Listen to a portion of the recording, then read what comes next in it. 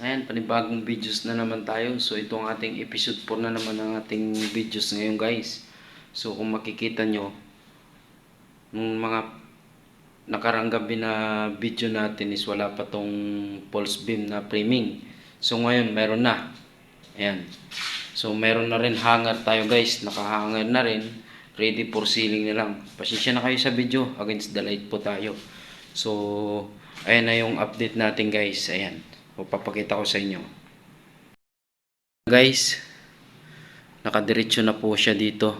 Ayan. Ayan na yung ating pulse beam. So, ito yung hangganan lang. Kukuberan din natin to. Ayan.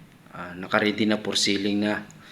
Ang inaantay na lang natin dyan is yung pagpasok ng electrical at saka yung sa smoke detector. Ayan.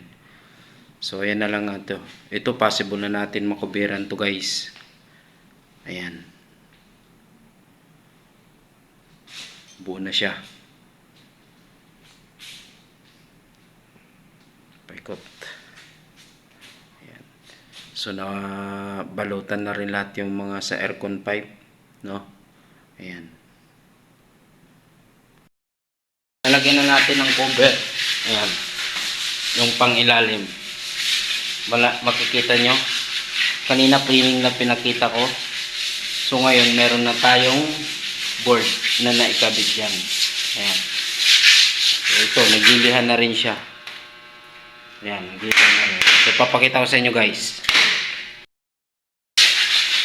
Ayan, kung makikita nyo, nalagyan na natin siya. Ito. Ayan guys, paikot. Meron na rin yan. Ayan. So, ito. Ayan na siya guys. So lahat naka ready to ano na yan. Naka prepare na ang ating mga wall. Ayan guys.